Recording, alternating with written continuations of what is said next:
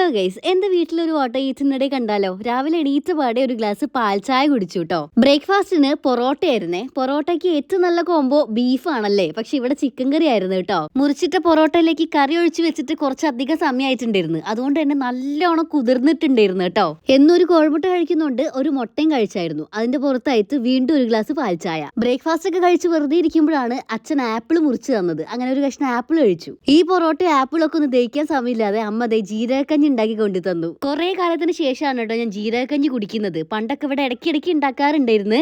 കുറെ കാലത്തിന് ശേഷം കുടിക്കുന്നോണ്ടാണെന്ന് തോന്നുന്നു. നല്ല ടേസ്റ്റ് ഉണ്ടായിരുന്നു. ഉച്ചയ്ക്കാണെങ്കിൽ അയക്കൂറ പൊരിച്ചതും അയക്കൂറ മുളകിട്ടതും ചെമ്മീൻ റോസ്റ്റും അതുപോലെ ക്യാബേജ് ഉപ്പേരിയായിരുന്നേ.